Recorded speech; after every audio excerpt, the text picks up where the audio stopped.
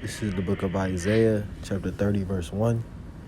Woe to the rebellious children, saith Yahweh Ba'ashem Yahushai, that take counsel, but not of me, that cover with a covering, but not of my spirit, that they may add sin to sin, that walk to go down into Egypt, and have not asked at my mouth, to strengthen themselves in the strength of Pharaoh, and to trust in the shadow of Egypt.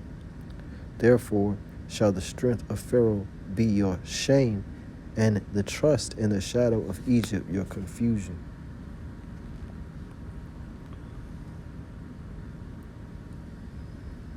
Jeremiah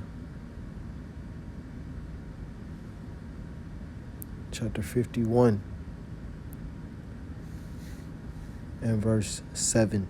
Babylon hath been a golden cup in Yahweh Ba'ashem Yahushai's hand, that made all the earth drunken. The nations have drunken of her wine. Therefore the nations are mad. Desperate to get on planes and leave the country at any cost. They're scaling the airport's walls this morning, rushing in. There's no screening, no security checks, just force of numbers. When they do manage to push aboard planes, they're so crowded, pilots won't take off. And no one agrees to disembark. It's all happening just a few hundred yards from the military side of Kabul airport, now separated by a row of barbed wire from the civilian side, in chaos. The military side is where the U.S. is staging an elaborate evacuation of American diplomats from the embassy. But even here, Afghans managed to push through, willing to cling onto an aircraft as it took off, rather than stay in Afghanistan. Afghans say the Americans are only focused on getting U.S. citizens out, along with some interpreters. Although tens of thousands of translators still have no U.S. visas, so they too are left to the Taliban. The militants took control of Kabul yesterday. We watched them move in. Kabul is falling now. We've just left our office, our longtime home in Afghanistan, and we're heading to a safer location, what we hope will be a safer location. Already we've seen some gunmen who look like Taliban on the streets, and all of the government checkpoints, all the police, all the soldiers, they're gone. Now the Taliban are out in full force. They took over the presidential palace, occupied Kabul's version of the Oval Office. Afghanistan's president fled the country. The Taliban have set up checkpoints across the Afghan capital, and their Islamist rule is already coming back. This was a popular beauty salon, styling women's hair and makeup. The Taliban banned salons, along with education for women and girls. So when the Taliban came back, Now they've painted over the beauty shop. People here know what the Taliban want. They know what the Taliban expect. we watched a man tear up the beauty parlor's sign in line with the Taliban's wishes. The Taliban don't just control Kabul, but the whole country and all the weapons the U.S. bought for the Afghan army. There are also reports of atrocities, including abductions, rape, and executions. The militants are much stronger now than 20 years ago when the U.S. drove them from power when they sheltered Osama bin Laden as he plotted 9/11. Now the Taliban are back as the U.S. leaves Afghanistan gripped by panic and run by extremists. The Taliban have been taking pot shots at the U.S. transport planes as they leave, and many are drawing comparisons to the U.S. evacuation from Saigon. All right, Richard Engel in Kabul. Stay safe, and we'll be back with you. Thank you. Hey, thanks for watching our YouTube channel. Find your favorite recipe.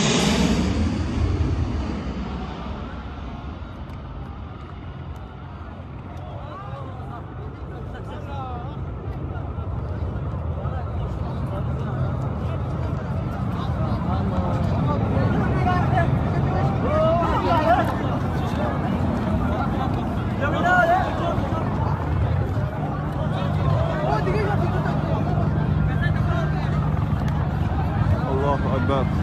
Allahu Akbar.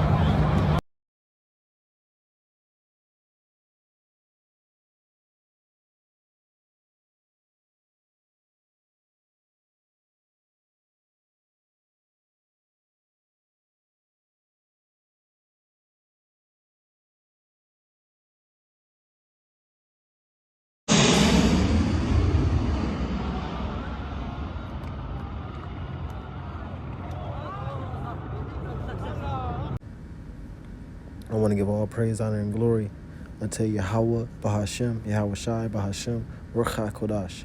Double honors to the apostles and the elders, the great millstone, who still rule and teach well. And peace, blessings, and safety to the elect of the nation of Israel. And what's taking place right now in Afghanistan is a clear indication that Esau is losing his grip, okay, so to speak, okay? And, you know, obviously he didn't win that war in Afghanistan because they were sent away running. As well as the president that they put up in there, you know, because he is a part of those people in Afghanistan who have drunken of the Babylon juice. And they were drunk off of the philosophies, and they basically, in a way, they hearken unto the serpent. Because this serpent, he wants to have all nations under his influence. That's why when you go to the book of Habakkuk,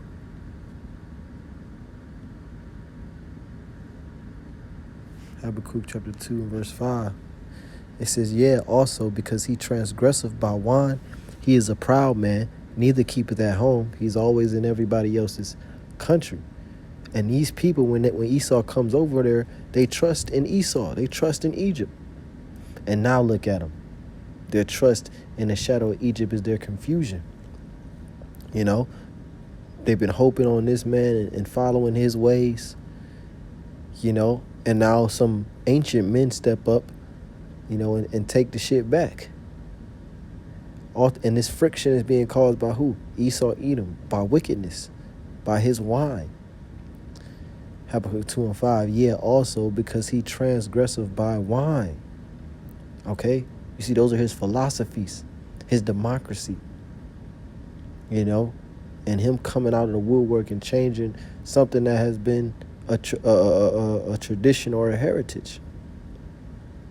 It said that he oppress a man and his house, even a man and his heritage. This is what Esau has done to all of the nations of the planet Earth, not just the Israelites. He's oppressed the heritage of these people. That's why they was now, you know, these people that come with was more probably not, maybe not necessarily their true heritage as far as what Ishmael followed, but you know, a more accurate representation of who those people are than what Esau is giving them. It says, he is a proud man, neither keepeth at home, who enlargeth his desire as hell, and is as death, and cannot be satisfied, but gathereth unto him all nations, and heapeth unto him all people. So Esau is gathering unto himself all nations, because he wants to influence over all nations. And they have drunken, the majority of the world has drunken Esau's juice. And the people of that land actually believe in Esau, you know? And who's to say that the Taliban wouldn't, you know, have an equitable kingdom? But the people, I mean, I don't know much history about it, so, you know, that could be a idiotic statement that I just made, but I'm just saying, you know, in general, if anybody steps up to become the leader of a country, if Esau's not endorsing him, you know, the people might not accept him.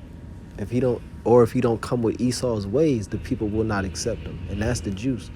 It says, Jeremiah 51 and 7, Babylon have been a golden cup in Yahweh Shai's hand. He's been a key instrument for the Lord that made all the earth drunken. The nations have drunken of her wine. They go that word wine again, her philosophies. Okay? Therefore, the nations are mad. And that's why you got the Taliban rising up. You got these groups, Taliban and ISIS, which we know ISIS is the United States. But, you know, you got these different militias that pop up to rebel against Babylon and that cup. Okay? It says, verse 8, Babylon is suddenly fallen and destroyed. And, you know, America is about to be destroyed, man. This is just a prelude that Esau is losing his power, and it's over for him, man. You know, it's over for him, man. You know, the nations are about to overtake him. Jeremiah 51 and 8, Babylon, is suddenly fallen and destroyed. Howl for her, take balm for her pain, if so be she may be healed. We would have healed Babylon, but she is not healed. Forsake her, and let us go every one into his own country. For her judgment reacheth unto heaven, and is lifted up even to the skies. Yeah. So the Lord is going to bring Babylon's judgment, man. You know, but these people, these nations, man, they trusted in Esau, and now look at them, man. Now Esau's got them, you know, all jacked up. Their country is in shambles, man. That's how Esau leaves countries. He comes into your country. He oppresses you and your heritage. Let's get that. You know, he makes you forsake the ways of your fathers and follow his strange laws. And then when he leaves, you're going to be desolate. And you're going to be in a civil war, and your country is going to be divided, because that's what Satan do. Let's go to St. John 10.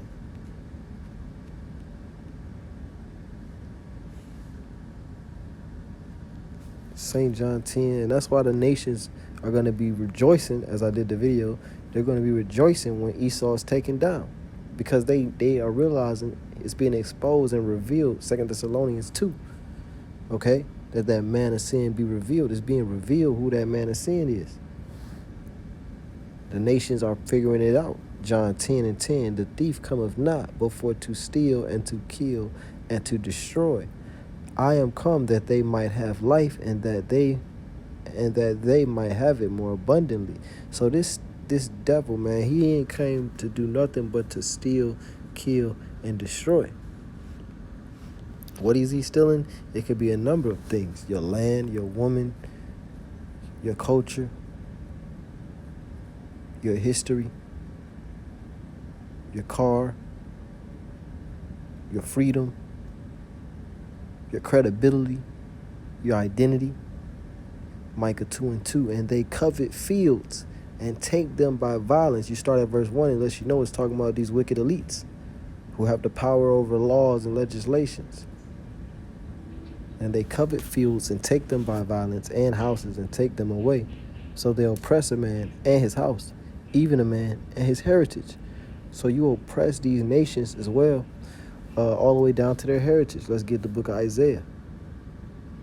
It tells you that in Isaiah 14. Isaiah 14 and verse 4. It says, that thou shalt take up this proverb against the king of Babylon, and say, how have the oppressors ceased, the golden city ceased? Yahweh have broken the staff of the wicked and the scepter of the rulers. Yeah, Yahweh has broken the support of the wicked. You know, a staff is to give a man support, you know, help him with his balance. So the Lord have taken that away from America. It says, and the scepter of the rulers, the power of the rulers. The power of the rulers. It tells you in the book of 2nd Ezra, as you saw the clip with the Taliban in the president's office. It tells you in 2nd Ezra, they shall not regard their kings nor princes, and the course of their actions shall stand in their power. So what time are we living in? What are we watching right now? Are we not watching 2nd Ezra, the 15th chapter? Are we not watching the words of the Lord come to fruition? Isaiah 14, verse 5, the Lord hath broken the staff of the wicked and the scepter of the rulers. He who smote the people in wrath with a continual stroke, he that ruled the nations in anger is persecuted, and none hindereth. So he ruled the nations in anger with a continual stroke, man. You know, it tells you in the book of Malachi that there is not nobody that your wickedness has not passed through. Let me get that. Let's see if I can find that.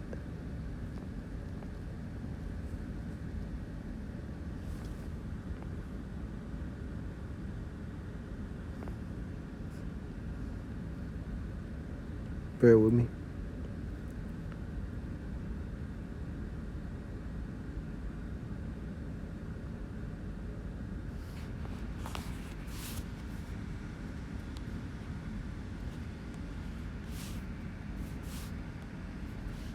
Nahum 3:19, it says, there is no healing of thy bruise, thy wound is grievous. All that hear the bruit of thee shall clap the hands over thee. For upon whom have not thy wickedness passed continually? So you've influenced all the nations with your wickedness, Esau. And like I said, when you leave, nations you come to cause division. You know, divide and conquer. And the nation is in shambles, and these nations are being fed up with you, man. That's why Habakkuk 1, Obadiah 1 says an ambassador is sent among the heathen against the nation of Edom. 2 Ezra 15 and 14, woe to the world and them that dwell therein, for the sword and their destruction draweth nigh. And one people shall stand up and fight against another, and swords in their hand. And the modern day sword is the gun. The AK-47, the AR-15, the sawed-off shotgun, the grenade, the nuclear weapon, the cruise missile, the ballistic missile. These are all modern-day swords, different levels of the sword. It says, and swords in their hand, for there shall be sedition among men. And this is a sedition taking place in Afghanistan. And those participating in a sedition have the upper hand, which the word sedition means an uprising against an authority or a government. It says, and invading one another. And they invaded the king's palace. They invaded the White House, so to speak. They shall not regard their kings nor princes. And all of this that you're seeing is going to come to America. So take a good look. You Christians, you people that know us believers, you take a good look at what's going on the earth, because it's coming here. They shall not regard their kings nor princes, and the course of their actions shall stand in their power. You see? So now, who has the power in Afghanistan? The Taliban. 17, a man shall desire to go into a city and shall not be able. Also another prophecy being fulfilled over there. So right now you're seeing the conditions that a country has to be under for these prophecies to be fulfilled in its totality. Okay? You want to fly to Afghanistan, you can't fly to Afghanistan. You want to leave, you really can't leave unless you're a part of the U.S. diplomats. 2 Ezra 15 and 17, a man shall desire to go into a city and shall not be able. For because of their pride, the city shall be troubled, the houses shall be destroyed, and men shall be afraid. A man shall have no pity upon his neighbor, and this is going to happen chiefly in America, because this place is so many people here, man. A man shall have no pity upon his neighbor, but shall destroy their houses with the sword, and spoil their goods because of the lack of bread and for great tribulation. And this is what the Lord is going to do.